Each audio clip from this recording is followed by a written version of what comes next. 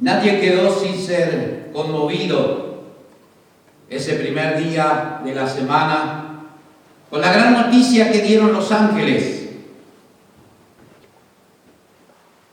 Dice la Biblia: ¿por qué buscáis entre los muertos al que vive?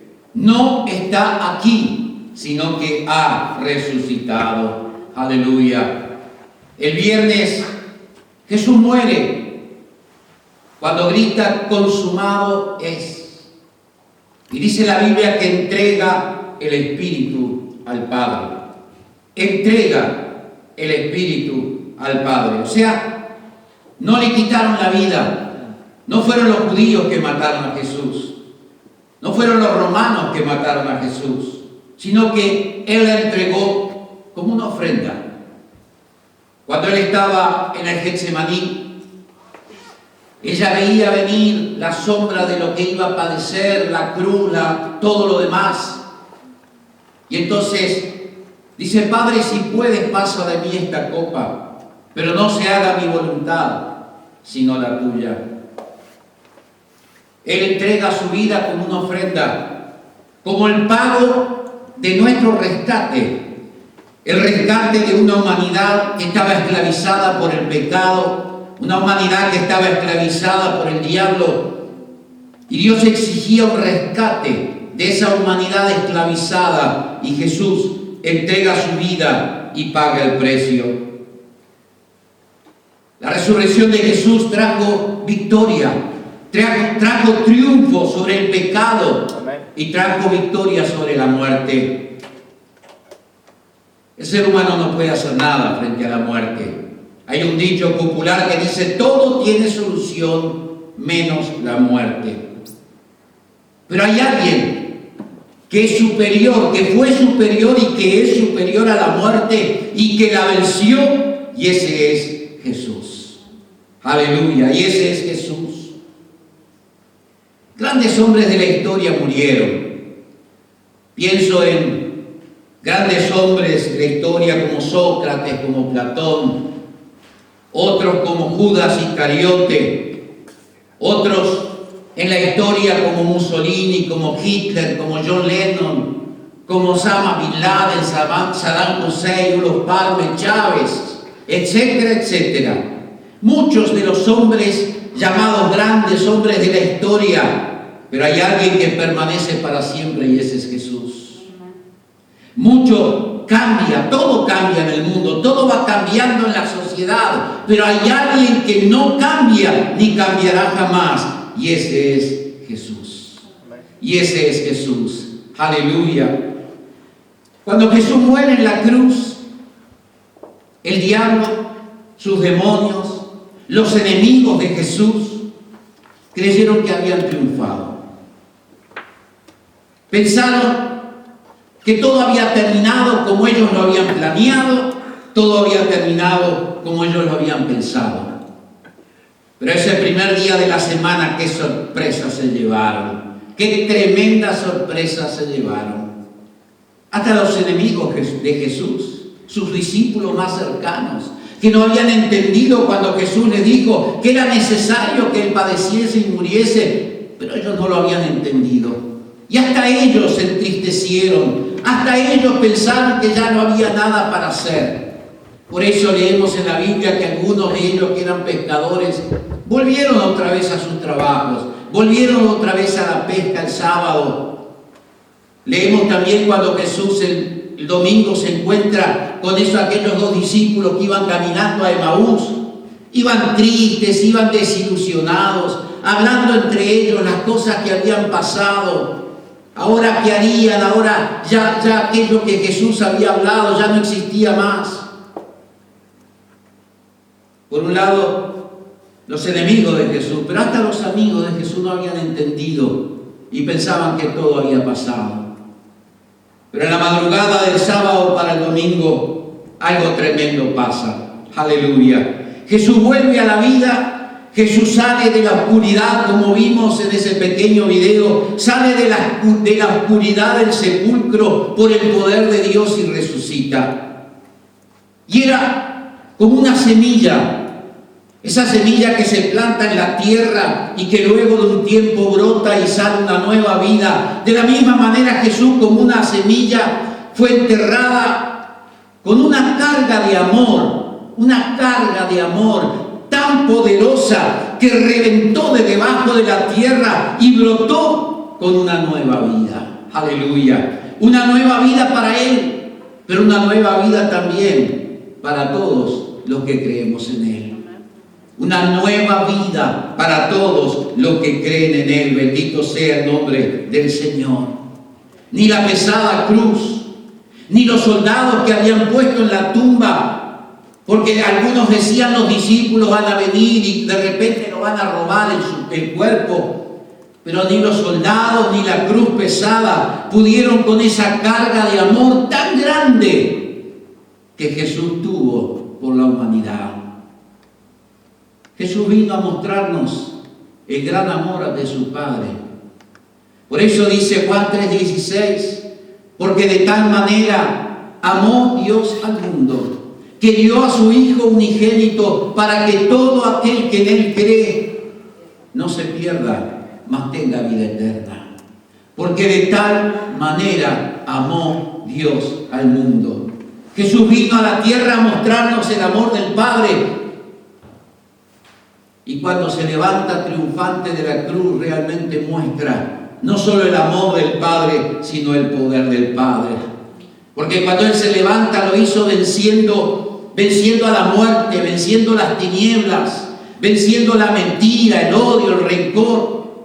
Cuando Él se levanta triunfante, venció al temor, venció al miedo, venció a la depresión, venció al triunfo. Venció o triunfó sobre el pecado y sobre la enfermedad. Y lo más glorioso es que su victoria es también nuestra victoria. Su victoria es también nuestra victoria. Y es por eso que cuando creemos en Jesús y le entregamos nuestra vida, es que triunfamos sobre el pecado, triunfamos sobre la enfermedad, triunfamos sobre el temor, el miedo, el odio, el rencor. Porque lo hacemos a través del triunfo de Jesús en la cruz. Ese triunfo tremendo, bendito sea Dios. ¿Por qué es tan importante la resurrección de Jesús? Hay dos cosas nomás que quiero mencionar. En primer lugar, digamos que creer en la resurrección de Jesús es creer en Dios. Si Dios existe, si Dios creó el universo y al ser humano, y tiene poder sobre él, entonces indudablemente también Dios tiene poder para levantar a los muertos. Y por eso, porque Él lo hizo, porque en el poder de Dios Jesús se levanta triunfante de la muerte, es que tú y yo podemos acercarnos a Él, porque Él es digno de nuestra fe. Él es digno que tú y yo le entreguemos nuestra vida por completo, espíritu, alma y cuerpo. Y Él es digno que tú y yo le adoremos con todo nuestro corazón. Bendito sea el nombre del Señor. Porque solo Él que creó la vida tiene poder para resucitar a los muertos. Jesús dijo en San Juan capítulo 11, cuando le dicen que su amigo Lázaro había muerto y Jesús resucita a Lázaro de los muertos. Él dice, yo soy la resurrección y la vida. El que cree en mí, aunque esté muerto, vivirá. Y todo aquel que vive y cree en mí, no morirá eternamente. Y le pregunta a Marta, ¿crees esto? Y Marta le dice, sí, Señor. Yo he creído que tú eres el Cristo, el Hijo de Dios, que ha venido al mundo. En segundo lugar, una de las doctrinas básicas del cristianismo es la resurrección de los muertos en un cuerpo glorificado cuando Jesús venga a buscar a su iglesia. Esa es una de las doctrinas básicas del cristianismo. Y la resurrección de Jesús es un testimonio vivo de que realmente Dios puede resucitar de los muertos. Dice la Biblia en 1 Corintios capítulo 15, vamos a leer algunos versos, que Jesús fue la primicia. Dice, mas ahora Cristo ha resucitado de los muertos, primicia de los que durmieron es hecho. O sea, el primero. Porque por cuanto la muerte entró por un hombre, también por un hombre la resurrección de los muertos. Porque así como en Adán todos mueren, también en Cristo todos serán vivificados, pero cada uno en su debido tiempo. Cristo las primicias y luego los que son de Cristo en su venida. Aleluya.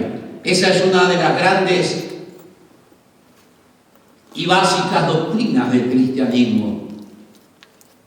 A diferencia de otras religiones, el cristianismo tiene un fundador que por un lado venció la muerte, porque así como las mujeres primero, Pedro después y luego Juan, dice la Biblia, y tantos otros que han tenido la dicha o hemos tenido la dicha de algún día estar en Israel y ver la tumba vacía, podemos ver que el cristianismo tiene un fundador que venció la muerte y que dejó una tumba vacía y que prometió que sus seguidores, que sus discípulos harían lo mismo. Ahora, cuando estudiamos en la escuela bíblica o en el estudio bíblico, 1 Corintios, vimos que parece que había algunos en Corinto que no creían en la resurrección de los muertos. Pablo escribe ahí en el verso 12, 1 Corintios 15, pero si se predica de Cristo que resucitó de los muertos, ¿cómo dicen algunos entre ustedes que no hay resurrección de muertos? Porque si no hay resurrección de muertos, tampoco Cristo resucitó.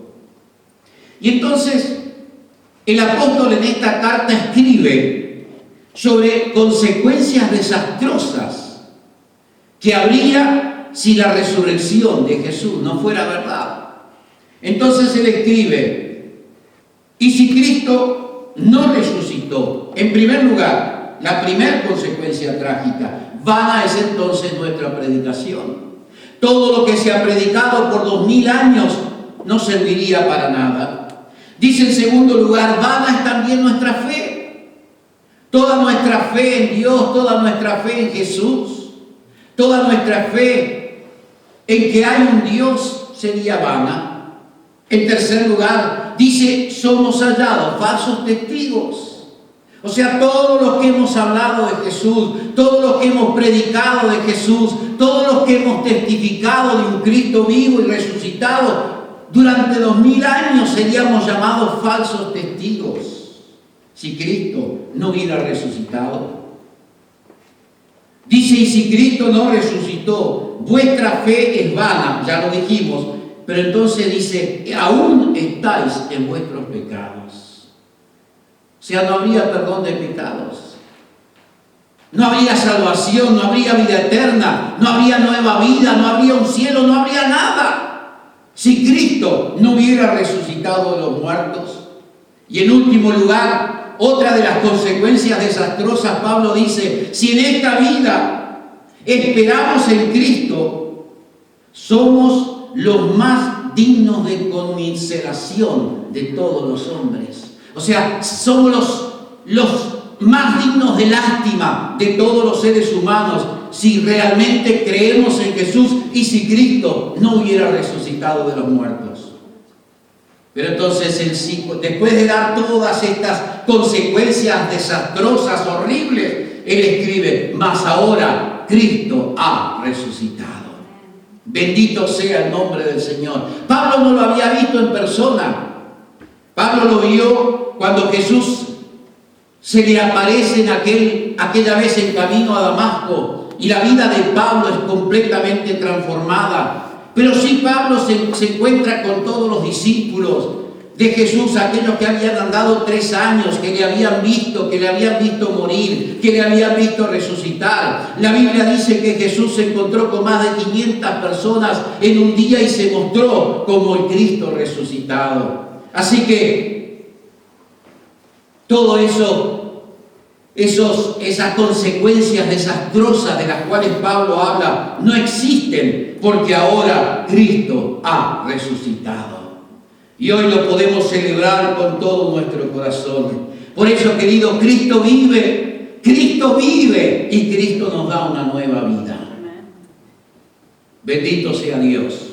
Y yo digo esta frase con una alegría especial, ya que Dios me permitió fundar una iglesia en Uruguay y una iglesia en Suecia. La primera iglesia en Uruguay se llama Cristo Vive, la segunda iglesia en Suecia se llama Nueva Vida. Por eso digo, Cristo vive y nos da una nueva vida.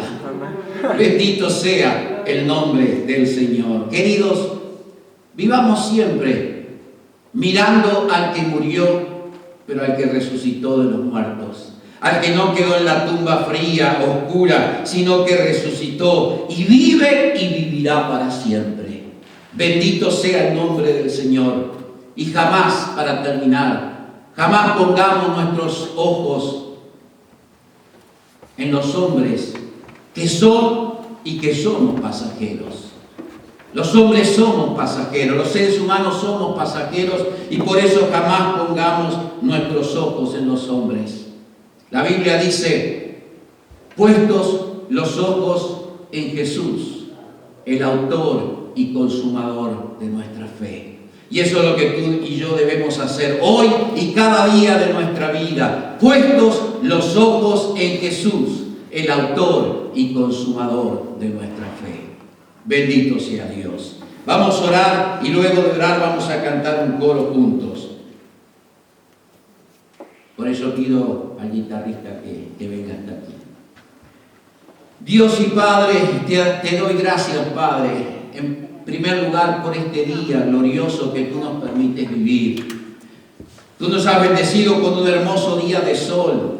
Nos has bendecido con un día cuando podemos celebrar como iglesia, podemos celebrar la resurrección de Jesús, podemos saludarnos unos a otros diciendo feliz Pascua, feliz domingo de resurrección. No porque hoy resucita Jesús, sino porque hoy lo celebramos de una manera especial. Esta semana hemos celebrado esos días cuando Jesús tuvo sus últimas enseñanzas en la tierra.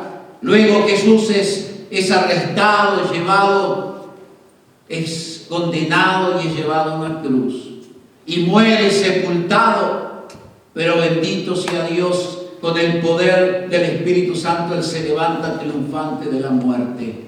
Y por eso hoy podemos gritar que Cristo vive, que Cristo nos da una nueva vida, que Cristo transforma al ser humano, al hombre y a la mujer que cree en Él. Bendito y alabado sea el nombre de Jesús.